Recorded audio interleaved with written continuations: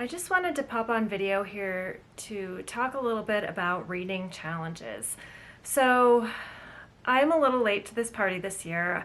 In past years, I have been giving you a lot of resources for reading challenges, and I'm still going to continue to do that. I know that a lot of people find that really fun. They kind of look for different reading challenges to do. It keeps them motivated through the year.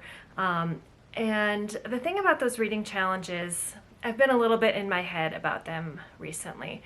So many of those reading challenges are really about what you read. And that's great. If you have particular things that you want to read, if it's a challenge for you to get to them and a reading challenge kind of helps motivate you to do that, or if you just kind of find it fun to check off different categories, that is great. I am not putting those down at all, and I will continue to provide you resources to help you do those type of reading challenges. But for me, I've been thinking a lot about what I want my reading challenges now and in the future to look like. My issue with reading challenges is that what I read has never really been a problem for me. I read pretty diversely. I pick up the things that I want to read. I'm happy with them.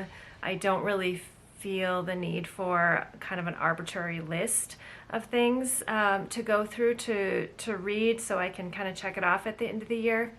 So what I've been thinking about is setting up a reading challenge for myself and for anyone who would like to follow along that's more centered on how I read versus what I read. This has kind of been an underlying theme of my blog at MindJoggle for a long time. If you're familiar with the blog, you know that it's sort of named after this Emily Dickinson quote that talks about how books kind of joggle the mind. When I started the blog, that really resonated with me because that is really why I read, and it's why I've read my whole life. It's what keeps me interested in books. It's the thing that I love that connects me with literature, with the books I read, with the authors that write them. So I've been struggling for a long time trying to figure out how to make this connection with others who sort of feel the same way about reading. So in the past on the blog, I've explored features, one of which I called The Story of the Story, which sort of dove into some of the details of certain books, what drove the author, kind of their path to writing the book. And it really kind of gave the behind the music type information about books in, sort of a listicle format, which a lot of people really seem to enjoy. And I find that type of thing is really what I tend to do a lot when I'm reading. I sometimes refer to this as rabbit hole reading. I come across a particular fact or scene or quote or something in a book, and it doesn't matter what kind of book it is, and then I'm sent down a rabbit hole. I start Googling, I start looking for information about that particular thing. I want to know, well, why did the author write about it this way, or what is the history of this? Sometimes I even sit and I kind of, interrogate myself, like, why did this particular thing resonate with me? So as I mentioned, I've really been in my head about this a lot lately, and I've been thinking about how I want to approach reading and blogging and even videos moving forward. And what I've really come up with is kind of a way of sharing my reading that has what I think of as 4 quadrants.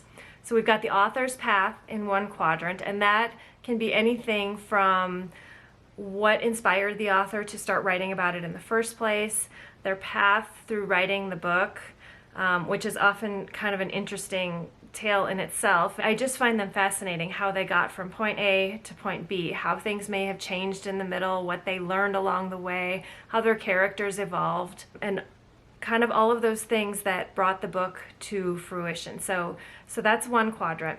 The second quadrant that I am thinking about is kind of the reader's path, and that is obviously kind of personal to every reader.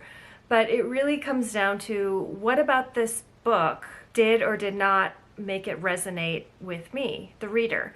The things that make it resonate are often kind of intangible. They might be very personal to your own experience. There might be a quote or a character that you really identify with. But kind of identifying those things for myself has really made my reading a lot more interesting, and it has helped me hone in on kind of what type of books work for me and what type of books I want to seek out in the future. So I think of that as kind of the second quadrant. We've got the author's journey, the reader's journey. Third quadrant that I think about is sort of the facts. One of my favorite things when I come across authors on social media or, author interviews is learning about the kind of rabbit holes that the authors themselves went down as they were researching things. You often hear jokes about authors researching how to commit a murder and what would happen if anybody ever came across their search history. And that's just sort of one aspect of it. But I love learning about what the authors learned about in order to bring a story to fruition. And a lot of times it can just be a little mention of something, and I will sit there and I think, well, is that thing real?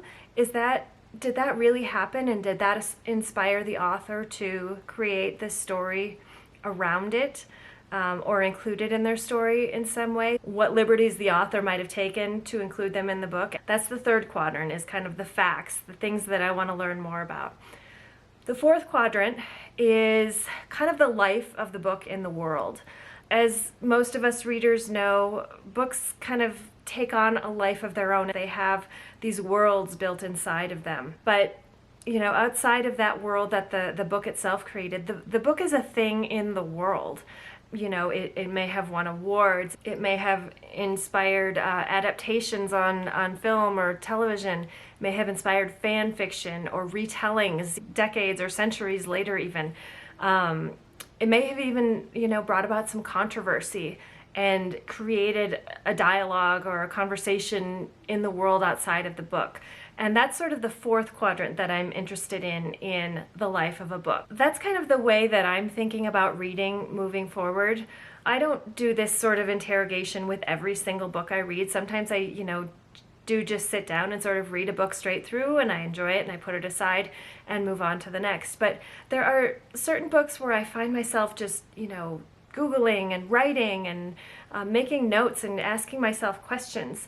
And that is the kind of reading that I enjoy, that I think adds the most to my life. And that's what I want to attempt to share with you going forward on the blog. I feel like this has resonated with a lot of readers who come to my blog, kind of see my overall message, and also have found, my posts on the story of the story, things like that.